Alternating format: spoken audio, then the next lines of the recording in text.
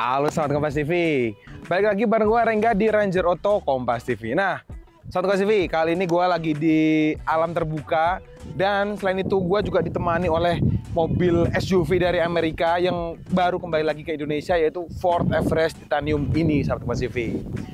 Nah pertama yang terlihat banget dari mobil ini yaitu dia grillnya besar banget sahabat Kompas TV. Dan juga lampunya ya khas, yang dimana dia membentuk huruf C ini kayak gitu. Dan hampir di beberapa mobil Ford dia menggunakan desain body seperti ini sahabat Kompas TV. Dimana seperti yang kita ketahui di Ford Ranger Raptor juga dia menggunakan lampu ini, di Ford Everest juga menggunakan lampu ini. Jadi ya mungkin ini adalah bahasa desain dari mereka. Dan selain itu di sini emblemnya dia juga berbeda dengan Ford Ranger, tapi di sini dia emblemnya kayak memakai logo Ford, logo official Ford. Cuman kalau yang Ford Ranger dia menggunakan tulisannya besar Ford kayak gitu. Jadi dia nggak menggunakan logo ini, cuman dia menggunakan tulisan doang yang bertuliskan Ford. Yang itu menurut gue lebih bagus sih. Tapi kalau ini menurut gue lebih ke ya menunjukkan kalau ini adalah SUV urban kayak gitu. Nah, tapi gue nge-review di tempat terbuka ini ada alasannya sahabat Kompas TV. Karena apa? Karena mobil ini selain dia SUV yang bisa dipakai di perkotaan, dia juga bisa dipakai di alam terbuka seperti ini kayak gitu. Karena dia menggunakan penggerak 4-wheel drive yang bisa dipilih, bisa 4-wheel drive atau 2-wheel drive kayak gitu. Mantep nggak tuh? Nah, terus dari segi mesinnya dia menggunakan 2000 cc dengan 4 silinder segaris yang dimana dia menggunakan 2 turbo atau biturbo. Mantep nggak tuh? Jadi dengan mesin yang sebesar itu dia bisa melibas semua medan off-road dan juga medan di jalan raya kayak gitu. Yang gue perhatiin lagi sahabat Kompas TV di sini di bawah logo Ford yang kelihatan jelas juga di sini ada ada kamera kecil, dimana kalau ada ini ya mungkin bisa kita asumsikan dia mempunyai 360 view kayak gitu. Yang dimana kalau ada itu pasti memudahkan kita saat mengendarai mobil yang bongsor ini. Dan selain itu di atas kaca, di sebelah atas itu dia juga ada sistem radar. Mungkin kalau di bagian depan gitu sih, dia emang nggak serame itu desainnya. Dia cuman kayak lampu yang berbentuk C itu, terus habis itu ada grill yang besar, terus logo Ford aja kayak gitu. Nah, sekarang kita coba cek di bagian sampingnya. Kira-kira apa sih yang ditawarkan oleh Ford Everest ini? Yuk, ikutin gue.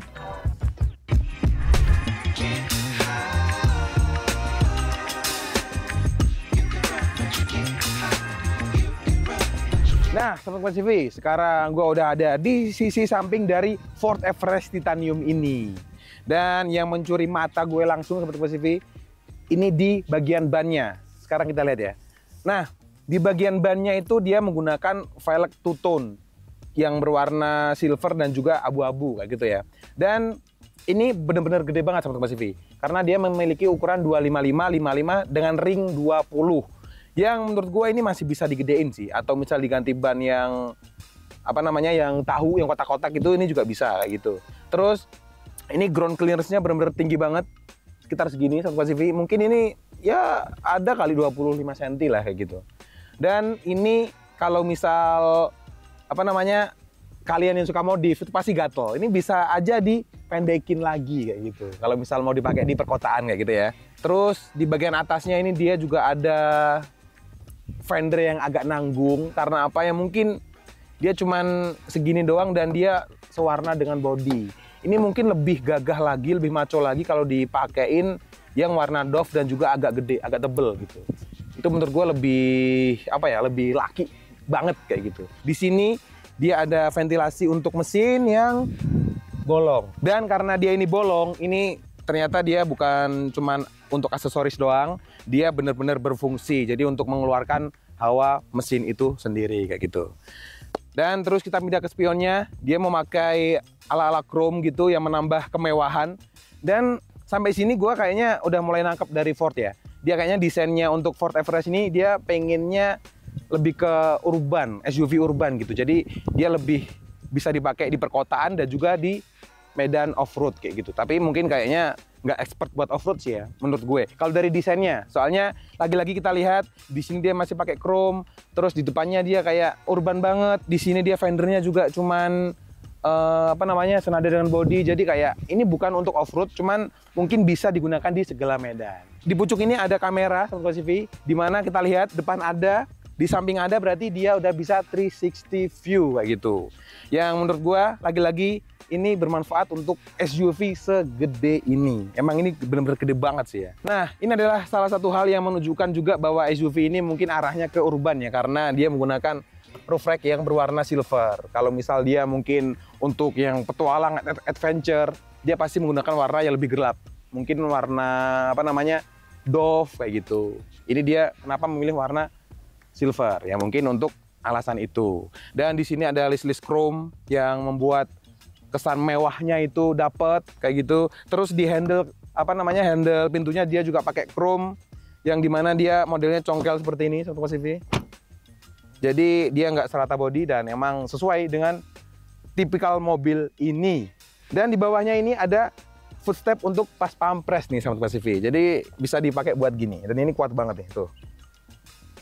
Kuat banget. Jadi ini bisa apa namanya, digunakan oleh penumpang atau penumpang depan atau penumpang belakang untuk akses masuk, untuk memudahkan. Dan sayangnya dia belum otomatis masuk sendiri kayak gitu. Oke, mungkin di bagian samping seperti itu aja Sobat CV. Dia desainnya emang rapi, terus elegan dan nggak neko-neko. Dia menempatkan posisi itu dengan apa namanya, fungsi sebagaimana mestinya. Sekarang kita cek di bagian belakang.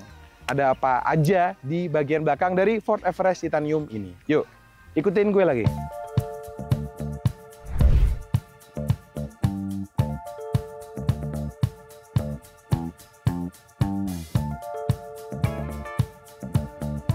Nah, Sobat CV, sekarang gue udah ada di bagian belakang dari Ford Everest Titanium ini. Yang pertama terlihat di sini dia ada logo Everest yang sangat besar sekali ini, yang menunjukkan mereknya kayak gitu ya. Di bagian belakang dia ada wiper yang kecil ini, dia menonjol keluar, terus di atasnya ada stop lamp juga. Tapi ini harusnya kalau wiper ini ditaruh belakang, harusnya bisa sih. Dia lebih clean pastinya, ditaruh sini gitu ya.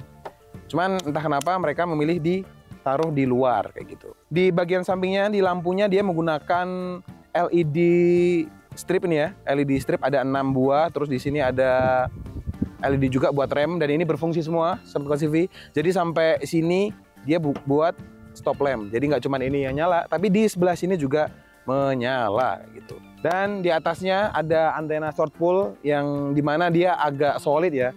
Dan kalau menggunakan antena kayak gini, mungkin kalau dipakai untuk off-road atau untuk melibas jalanan yang agak terbatas atasnya itu agak susah. Soalnya dia tidak mengikuti apa namanya, objek di atasnya dengan baik kayak gitu. Jadi bisa rawan patah juga sih ya.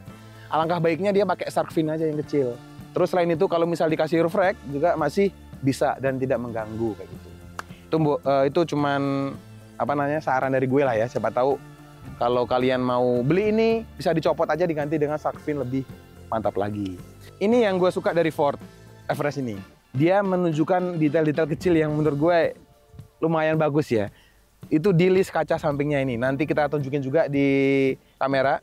Di sini ada siluet gunung, dimana ini pastinya gunung Everest ya. Soalnya kan mereknya Everest. Ini ada siluet gunung, dan juga di sebelah sini ada siluet kota yang kecil-kecil. Nah ini mungkin bener kata gue tadi ya.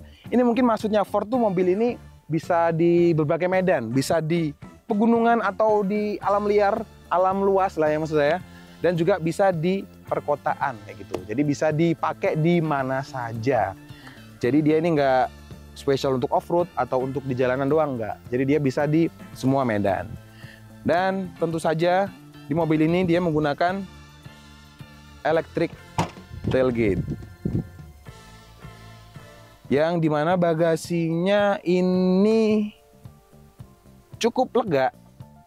Kalau di apa namanya, di bangku nomor 3 ditegakkan, dia ya memiliki ruang sekitar seperti ini lah ya, nggak yang luas-luas banget. Dan di bawahnya ini dia tidak ada, ya di bawahnya tidak ada kompartemen lagi, dia langsung alat-alat untuk toolkit. Terus yang spesial dari mobil ini sentuhan kecil dari Ford Everest yang diberikan, cuman mungkin beberapa saingannya sulit untuk menirukan hal ini. Lihat ya. Kalau kalian ingin menegakkan ini, kita nggak perlu narik-narik tuas seperti ini. Kita cukup menekan tombol di sebelah sini aja. Dan dia akan turun dengan sendirinya. Begitupun yang sebelah kiri. Dan waktunya nggak lama sih, kayak ya kita nunggu sebentar, kita sambil bawa barang, mencet gitu ya, masih oke lah ya, nggak bikin capek. Terus kalau kalian rebahin gini, ini ruangannya menjadi lebih lebar, terus lebih rata juga. Mungkin ini bawa koper bagasi bisa ya 8, 10 sama di atasnya bisa. Dan yang spesial lagi dari mobil ini, kalau kalian mau negakin lagi, kan ini tinggi ya. Jadi kalian kan kayak kalau mau kayak gini susah. Tenang, Ford juga udah memikirkan hal itu. Kita tinggal menyentuh tombol tadi lagi dan dia bisa kembali ke posisi semula dengan sangat mudah dan cepat kayak gitu. Ini memang bukan sentuhan yang besar ya, cuman ini kayak membuat kita yang punya tuh kayak seneng aja gitu dan memudahkan gitu. Ya mungkin ini menjadi keistimewaan dari Ford Everest Titanium ini. Oke, mungkin di bagian depan, samping dan juga belakang seperti itu Sahabat Kompas TV. Sekarang kita coba cek di bagian dalamnya. Kira-kira kayak gimana sih bagian interior dari Ford Everest Titanium ini? Yuk, ikutin gue ke bagian dalam.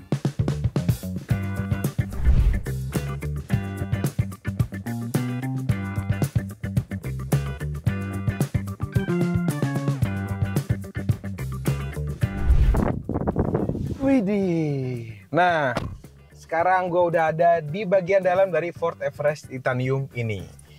Pertama-tama kita nyalain dulu mesinnya biar dingin. Nah, Sobat Kompas TV, kayak tadi yang kalian dengar, ini juga pas nyalain mesin dia nggak terlalu getar, meskipun dia diesel ya. Jadi kayak ya enak lah. Jadi nyaman juga dipakai untuk jalan-jalan bareng keluarga kayak gitu. Nah, kembali lagi ke bagian dalamnya. Yang pertama gua lihat di sisi dalamnya ini yaitu setirnya nih Sobat Kompas TV. Ini setir yang udah lama tidak kita lihat kayak gitu. Dimana ini ada emblem Ford di bagian tengah dan juga setirnya semuanya dilapisi oleh leather kayak gitu. Mantap sih. Dan karena ini tipe titanium, dimana ini adalah tipe tertinggi, di atasnya XLT, ini tuh jadi di bagian panel-panel ini sebelah kiri kanan dia ada isinya semua atau berfungsi semua kayak gitu. Dan meskipun ini SUV yang diproduksi tahun 2024, dia belum yang semuanya atau sepenuhnya menggunakan layar LED. Dia masih menggunakan LED dan juga tombol-tombol fisik seperti ini kayak gitu. Seperti yang di bagian bawah ini, di bagian AC dia masih menggunakan tombol-tombol dan juga knop-knop putaran untuk mengatur suhu dan juga fan speednya atau kecepatan kipas anginnya kayak gitu. Dan dia juga udah menggunakan layar LED dengan touchscreen kayak gitu. Terus di sini kita lihat kira-kira apa aja ya yang disuguhkan di head unit ini. Yang pertama dia ada radio. Terus yang kedua ada phone. Setelah kita konekkan dengan Apple CarPlay dan juga dengan Android Auto kayak gitu.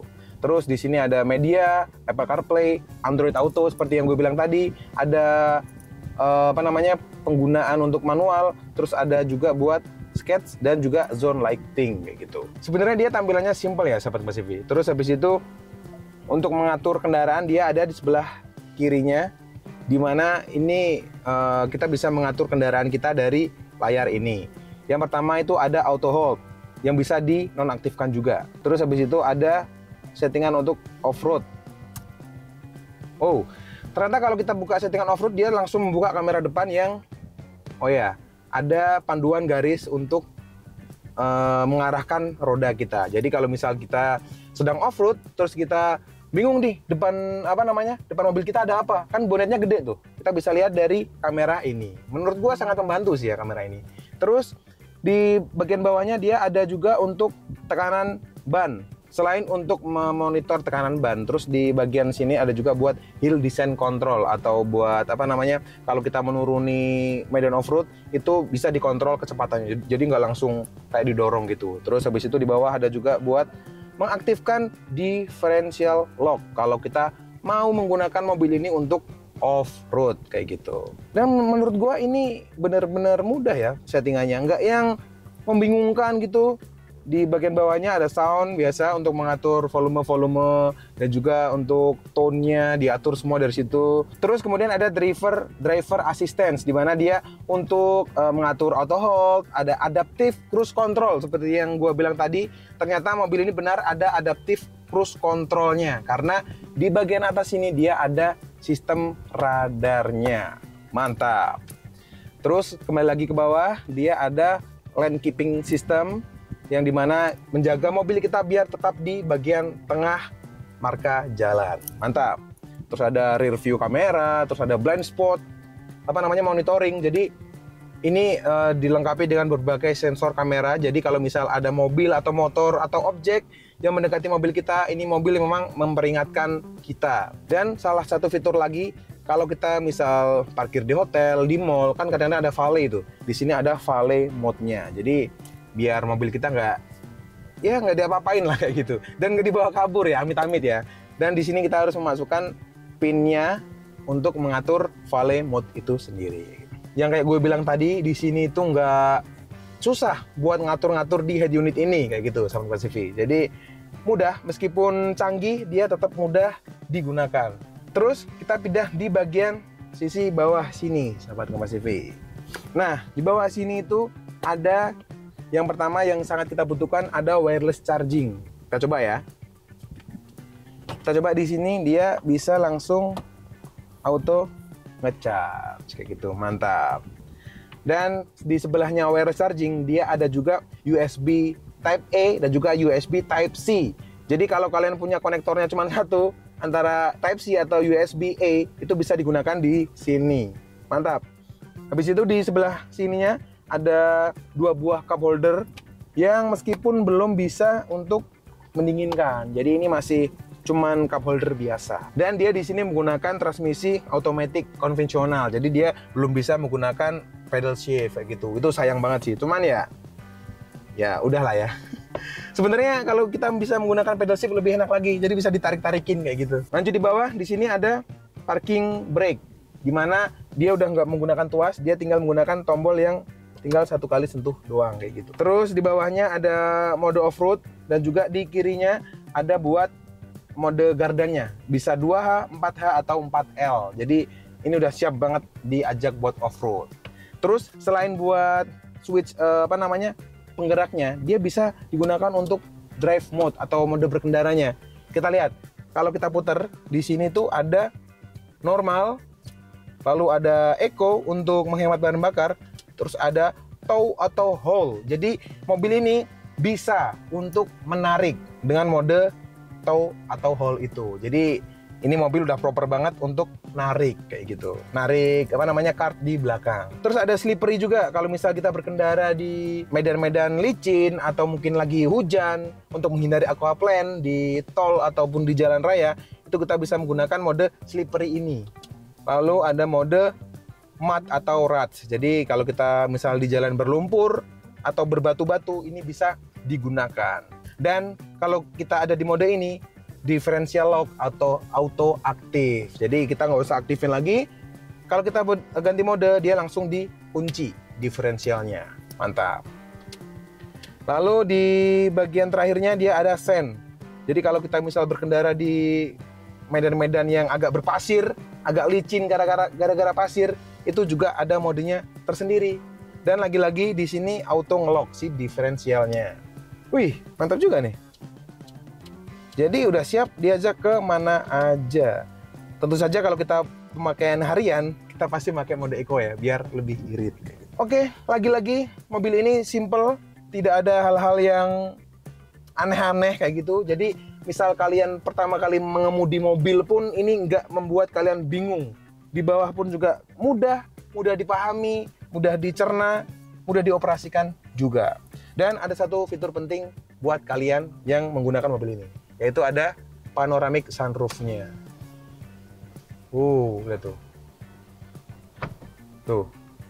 Yang di bagian depan ini adalah panoramic, sunroof. Terus yang bagian belakang sampai bagian penumpang dia menggunakan panoramic. Jadi sunroofnya di depan, panoramiknya di bagian belakang.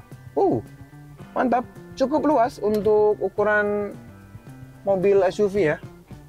Jadi kalau baris ketiga tidak mendapatkan panoramik sayangnya. Cuman oke lah. Oke, paling di bagian pengemudi itu aja sahabat Kompas TV. Sekarang kita coba cek di bagian penumpang tengah. Kira-kira apa sih fitur atau servis yang diberikan oleh Ford Everest Titanium ini? Yuk, ikutin gue lagi.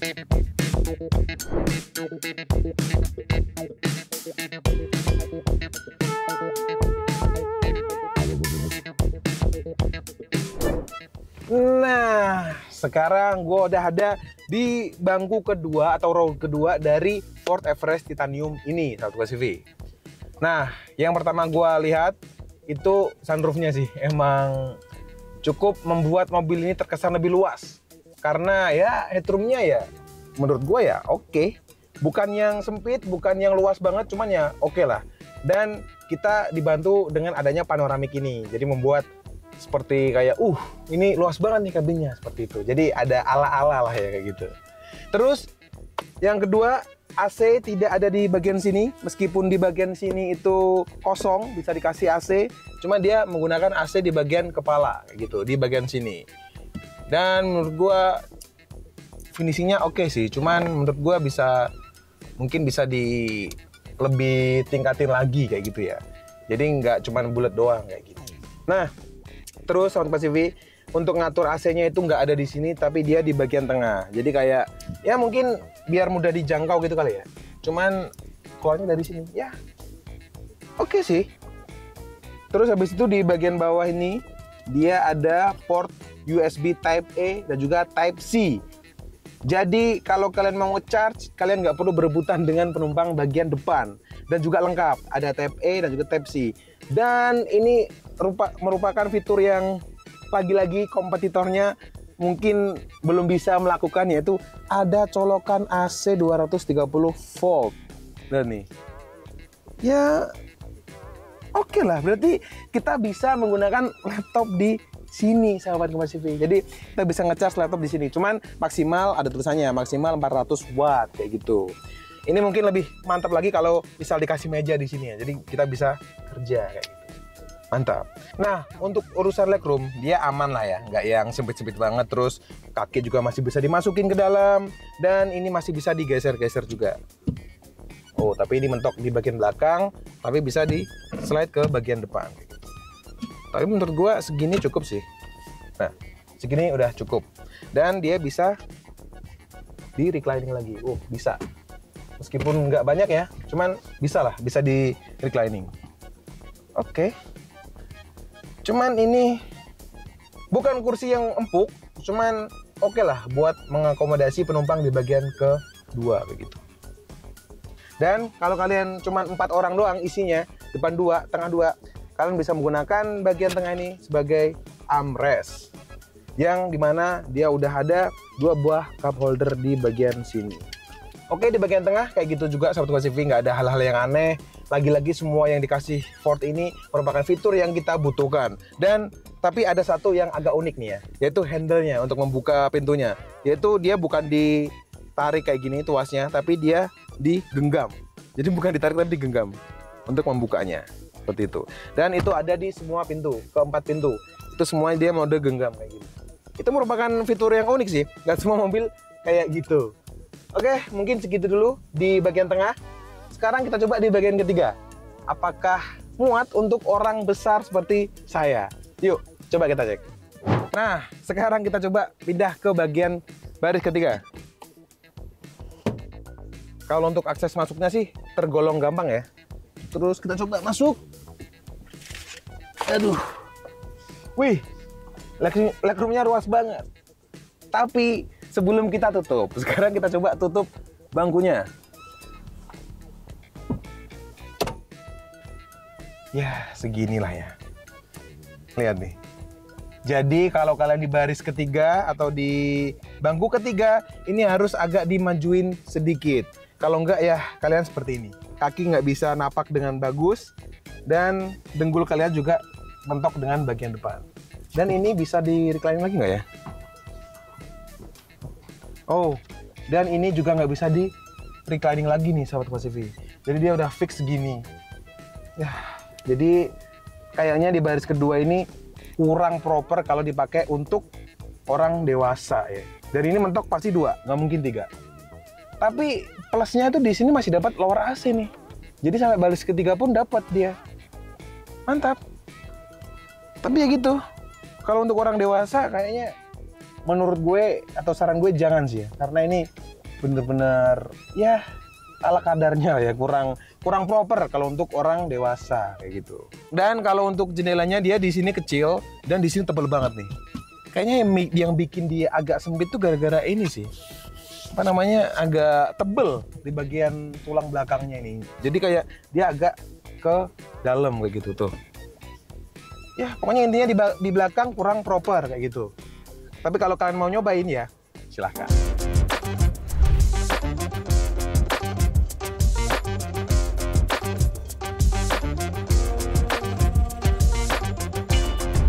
Nah, sahabat Kompas TV, itu tadi review gue tentang Ford Everest Titanium ini kayak gitu. Dari sisi luar, sisi samping, sisi belakang, dan juga sisi dalamnya. Gimana? Mantap kan? Nah, mobil Ford ini atau merek mobil Ford ini dia memang sudah kembali lagi ke Indonesia. Dan mereka sudah membuka berbagai layanan dealer di seluruh Indonesia. Dan kalau kalian membeli mobil Ford ini atau kalian punya mobil Ford, mendapatkan problem atau kerusakan atau masalah, kalian bisa datang langsung ke dealernya Ford Indonesia. Jadi tenang saja, sekarang kalau kalian punya unit ini kalian nggak akan worry lagi. Dan sekarang informasi harganya nih, kira-kira berapa sih harganya dari SUV urban ini? Dan untuk Ford Everest ini dibanderol dengan harga sekitar 820 jutaan sampai 980 jutaan rupiah on the road kayak gitu. Jadi yang tipe titanium ini adalah tipe tertinggi dan di bawahnya ada tipe XLT. Ya, jadi di range harga segituan lah ya. Dan kalau di harga segitu mungkin dia head to headnya sama si Palisade, terus ada juga Land Cruiser juga masuk di jajarannya si mobil Ford Everest ini. Jadi kalau menurut gue pribadi ya, overall mobil ini cocok dipakai untuk di kota-kota yang mungkin ada beberapa minus-minus juga, kayak di bagian dalamnya di tengah tadi mungkin space-nya kurang begitu lega, apalagi di belakang di baris ketiga dia benar-benar kurang cocok kalau digunakan untuk orang dewasa. Tapi kalau kita di bagian depan atau di sisi pengemudi itu benar-benar enak banget, kayak setirnya enak, pengaturan semua mudah, simple, nggak banyak-banyak tombol yang aneh-aneh. Jadi kayak kita tuh enak gitu, nggak diintimidasi oleh mesin kayak gitu. Jadi kalau kita mau bawa enak. Dan yang gua highlight tadi juga, ini karena dia banyak sensornya, jadi kalau kita membawa mobil bongsor atau besar seperti ini, kita nggak perlu khawatir lagi. Jadi kita bisa monitor semua area dari mobil kita. Nah, setelah video ini gue juga akan mencoba mobil Ford Everest Titanium ini, sahabat Kompas TV. Gue akan mencoba akselerasinya, fitur-fiturnya seperti apa aja. Nanti gue akan coba di video berikutnya. Jadi stay tune aja di Kompas TV. Oke, mungkin segitu dulu video dari gue, sahabat Kompas TV. Kalau kalian suka jangan lupa klik like, komen, dan juga subscribe channel YouTube Kompas TV. Dan juga Instagramnya dan juga TikToknya di ranger.auto. Jangan sampai ketinggalan. Jadi kita bakal update-update langsung terkait mobil ini di Instagram dan juga di YouTube kita. Oke, mungkin segitu dulu dari gue. Gue Rengga, gue cabut. Dadah.